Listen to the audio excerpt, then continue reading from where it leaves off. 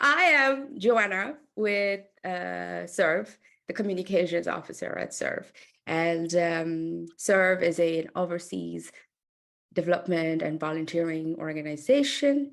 And we've been working for nearly 2 decades now, over 2 decades, feels longer. And I've been with SERV on and off for over a decade. And I am very happy that we're doing our Solidarity Chat this morning with Clare Kennelly. Is it Kennelly, Clare? Kennelly.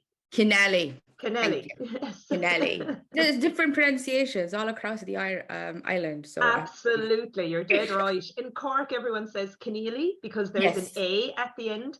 But my dad was from North Kerry, and it's a very typical name from North Kerry, and it's Kennelly. Yeah, Kennelly. Got it. It.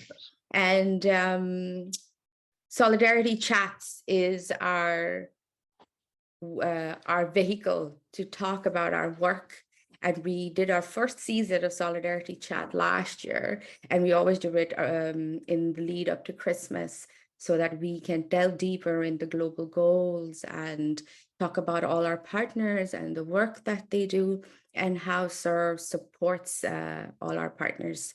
And this season, what we thought would be really incredible is to talk about local heroes here in Ireland and then bridge it with our partners who are heroes in our eyes, So talk about issues that are trans-Atlantic, trans-ocean, trans-Pacific, whatever, across trans-global.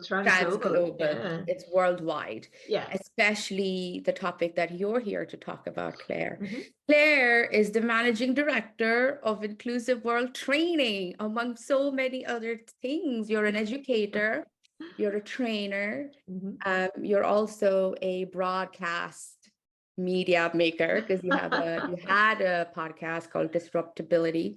That's right. You should bring that back. Please bring it back. It's important. I did, and I loved doing it, and it's just time. It's time. Yes. Yeah, but I like it's still there. It's there. It's just paused. That's all. It'll come back. So stay tuned, everyone.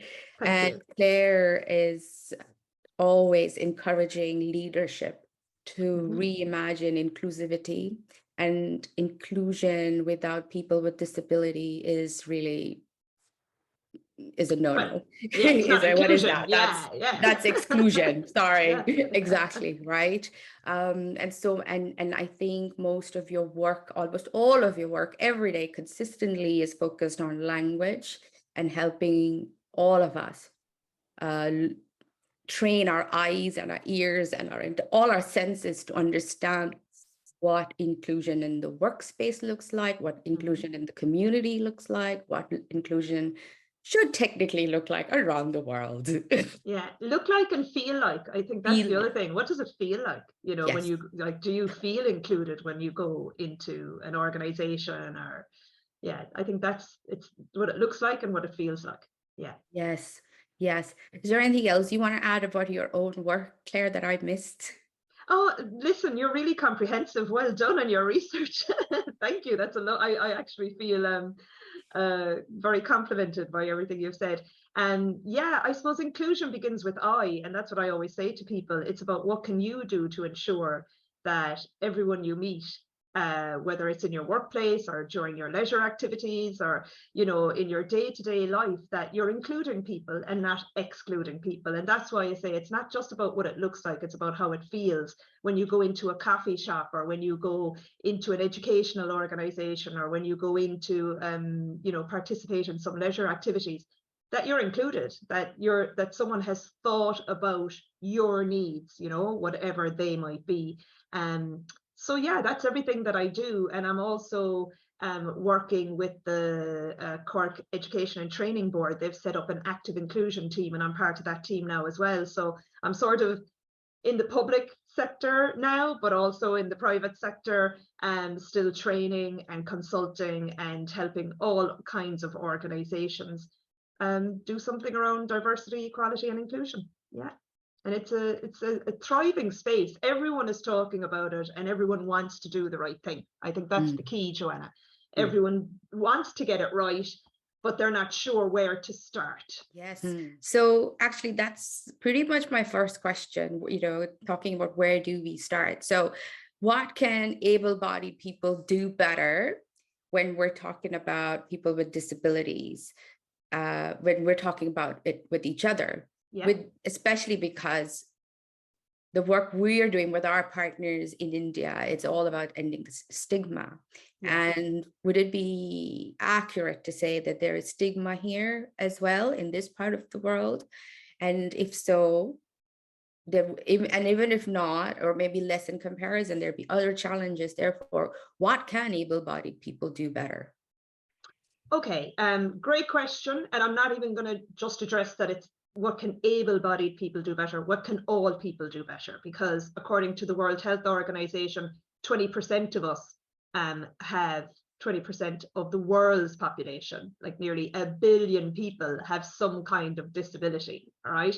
And that might be a temporary disability or a permanent disability. So it's all people in our language, because most disability is hidden anyway. And like, I'm a disabled person, I have vision loss, but it doesn't mean just when because I have vision loss that I know how to speak about all types of disability. I had to learn how to use the correct language, so I suppose I'm personally and professionally very committed to the area, because I am a person with a disability, and I can see how quickly you can be left behind in society. So I think in general, what people can do, there's so much. Where do you start? You said earlier that I talk a lot around language. So let me just start with some of the language. We don't use the word handicapped anymore, all right? We use the word disabled people or people with disabilities. And the reason why we don't use the word handicapped anymore is because it comes from a time before there was any like social network there for people with disabilities. People with disabilities found it hard to get work, and they were begging, and they were standing outside of churches with their cap in their hand. So that's the history of that word. And I think when people understand where a word comes from, they won't use it anymore, right? So language like that is defunct. Also using terms like, oh, she suffers from her nerves, right? Or, they're victims of, like using this really tragic language around disability when, they have a particular condition that might be a particular medical condition, and you can just say, well, she has or he has, multiple sclerosis, for example. Not suffering from, but has, just name the condition of what it is. And another one, I suppose, in terms of like use the word seizures instead of, they have fits or attacks or they have spells or something, using the proper terminology puts a lot more dignity around that. But that's only one area of it. When you're just saying, what can people do in general around disability inclusion? I suppose look around your space, right? Do you have stairs in your organization? Are they marked with yellow strips so that somebody who's vision impaired can ensure they're not going to miss a step? And you know what I always say, Joanna, what's essential for one person is beneficial for all people, right? And what I mean by that is, so I'm vision impaired, and when I'm going up the stairs, it's really helpful if I have that yellow strip. And this is really cheap. You can buy it in any hardware store, and you put the yellow strip and it determines, each step. But if someone comes in and they're tired, or maybe they're a bit distracted, or, maybe they were out last night and, had a few too many, like it also is very beneficial to all of those people in your organization to have the steps laid out properly. And when you're doing things like presentations and your PowerPoints, that you turn on your captions, or whatever you're using, that you're thinking about everybody. And you might say, but I don't think there's anybody with hearing loss in my classroom. But you don't know that. If you have 20, 30 people in your classroom, whether they're old or young, there might be somebody who has hearing loss, and captions can be really, really helpful, not just for somebody with hearing loss, but maybe for somebody who has English as a second language. So when we're talking among ourselves, and you asked, like, is there still stigma in this part of the world? Is there still, you know, stereotyping or unconscious bias around disability? Yeah, there is. There is. It's going to take us a long time to change the history of a whole group of people. But is the culture changing? I think it is, and I think it's changing really rapidly. And it's changing rapidly because we've had like loads of legislation. The experience of my generation and people older than me was it was quite exclusive, right? If you had a disability, you weren't in the mainstream classroom back in the 70s and 80s. You were probably in, you know, a special school. And if you were blind, you were probably, even if you were from the countryside, you were probably in Dublin, because there was maybe only one school for the deaf or the blind in Ireland. And it was like you were sent away at a very early age, and you lost your support network and your family and your home. Like there's a huge history here of, it's quite a tragic history actually, of people with disabilities. But younger people, the millennials, the Gen Zs, are coming out of education and they know what inclusion looks like, right? Because they are sitting in classrooms with autistic people, with blind people, with deaf people, with, you know, all kinds of disabilities, with chronic and long-term illnesses. They're all in school together and they can see that their needs are being met. And then they go into the workplace and they're like, where's the diversity? You know, what's happened to John? I was in school with John and now he's not in employment and he got a bloody great leaving cert. What the hell has happened to him? Do you know? And I think there's going to be a bit of a tsunami happening with that generation saying they want inclusion, they want it now, and they know what it looks like. They know what it looks like, and they know what it feels like, Joanna. Yeah, yeah. And that's the difference. My generation didn't know that. Yeah. It was excluded. We didn't see it every day. Very important what you said, that everybody is ready for inclusion and everybody wants inclusion. And you know, when it comes to the work SERV does, we work with disabled people through an organization in India called the Association for People with Disability. They're in Bangalore in India. Most of their work is about ending the stigma around disability. Their work also is hugely about outreach, going into rural areas and working with people. So they have outreach centers as well. They're based within the city and they have a huge center, and there's a lot of different facilities for people with disabilities of all ages.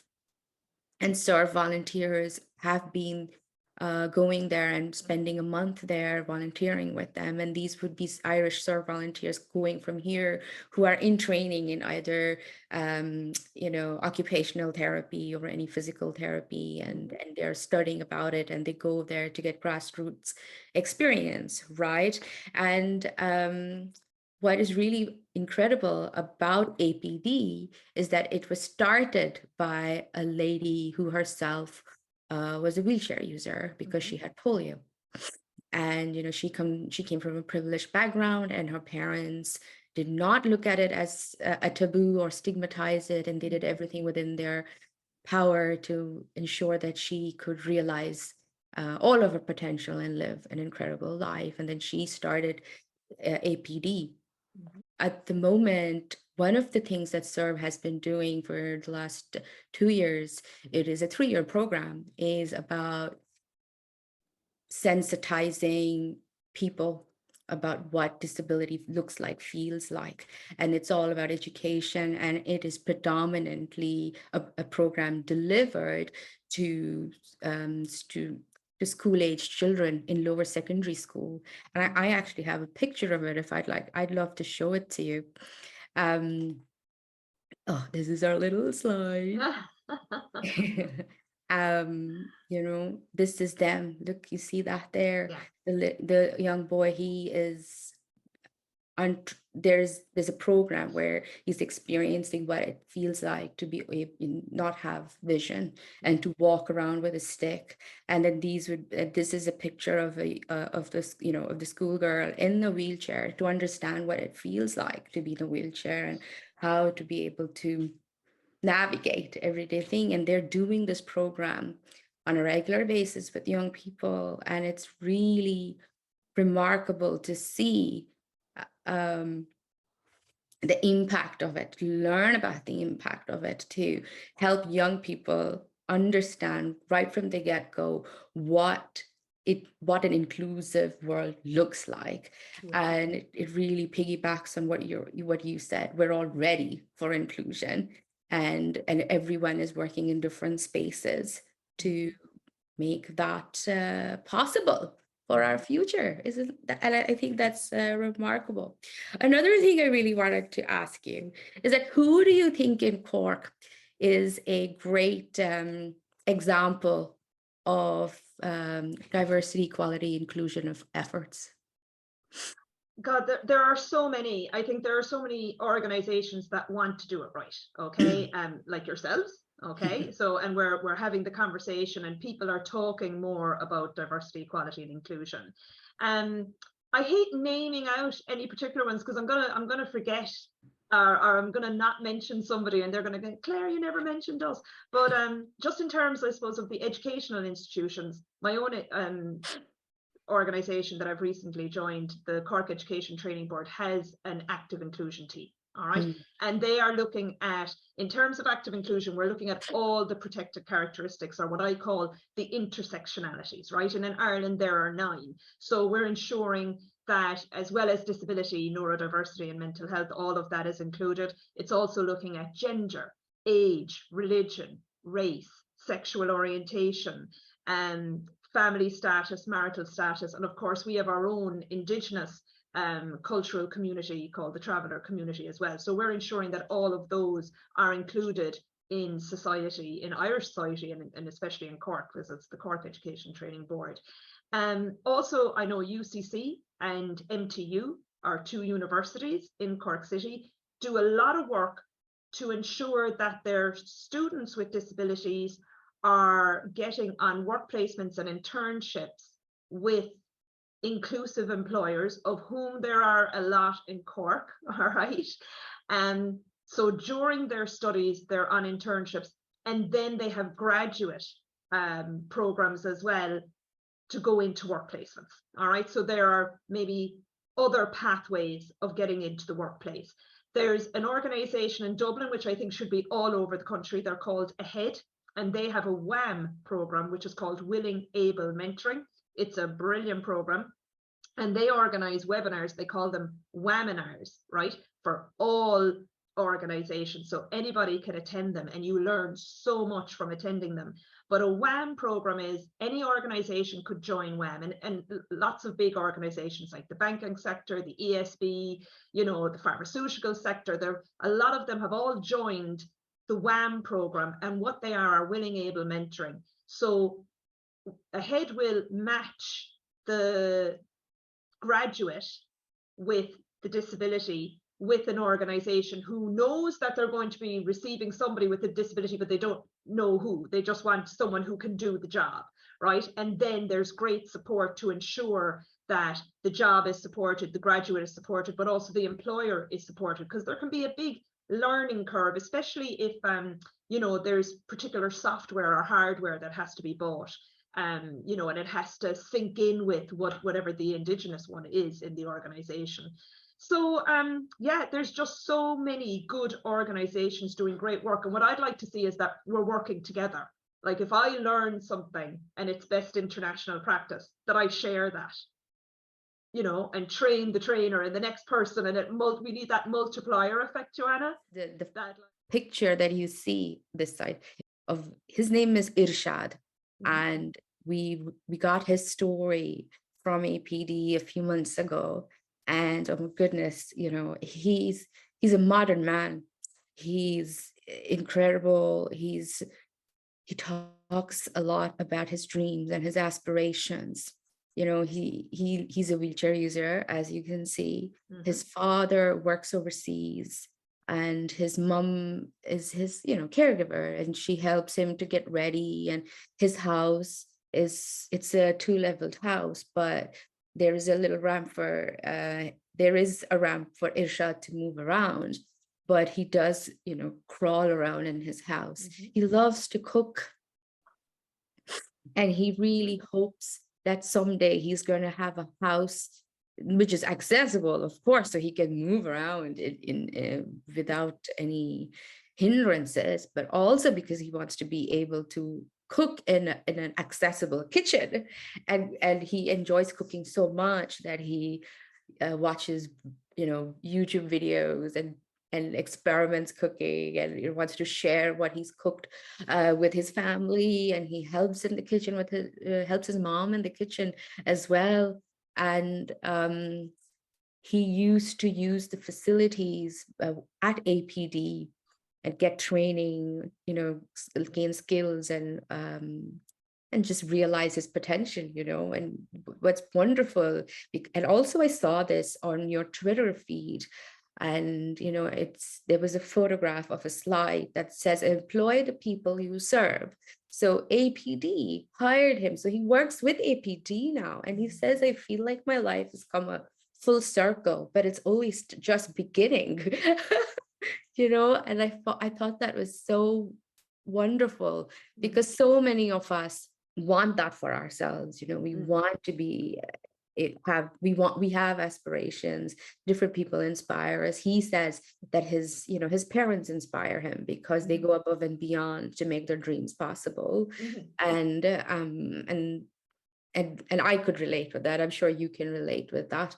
And when we're all aspiring for the same thing, and then when there's charity like APD, and when there are services like the ETV doing what they can do to be able to help everyone in our community, in our society, feel like we've got the chance and we've only need a helping hand to go forward, I think that is the biggest takeaway for me from Irshad's story. And I could stay here till the cows come home to talk about what APD do, but I think Irshad's story really encapsulates everything, because he has the confidence to say everything, and it's not.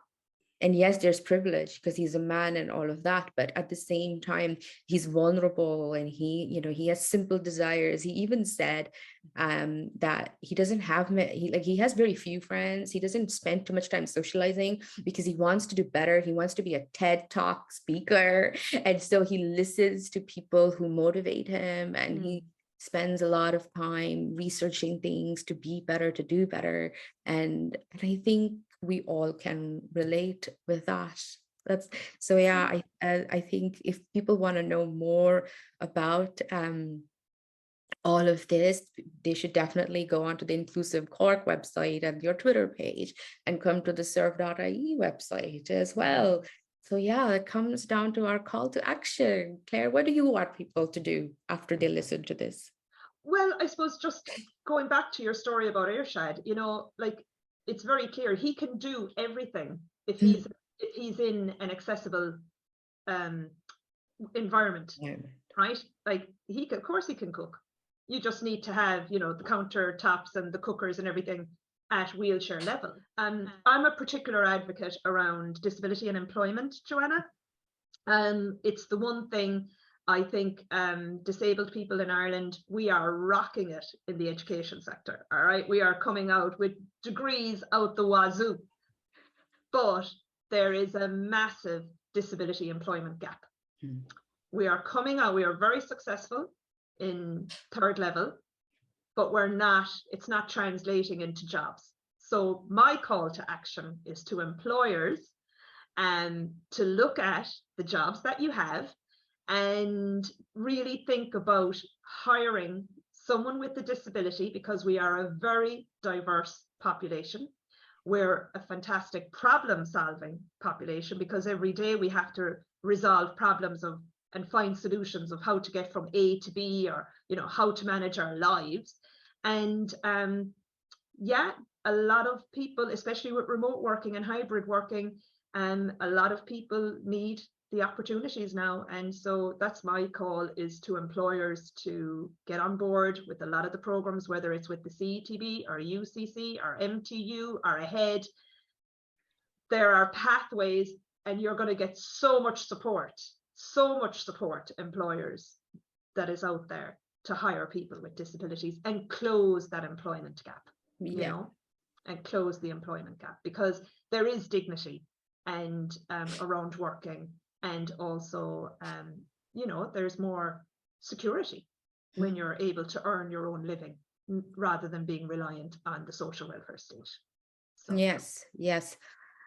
The serve call to action for today is Irshad's appeal. You know, he said that I want to be able to do everything. I can do everything. I only need a helping hand. And with charities like APD and Serve, I am able to do that. And so our appeal, our call to action is for everyone to think about donating to Serve at Christmas time. Donate to Serve because it's a gift that will keep on giving, and it'll support our work. And when we say our work, it means our work that we do with our partners like APD, who support more and more and more people like Irshad. There are so many. And so yeah, that's what I want to say. Donate to Serve this Christmas. okay. Great. Yay. Okay. Thank you so much, Claire, for making the time. I'm really sorry about our glitch, but yeah, everyone will get to hear this post-live conversation. Absolutely, no problem, and my Yes. pleasure, Joanna. Lovely talking to you this morning. You too. Take care. Bye. Okay.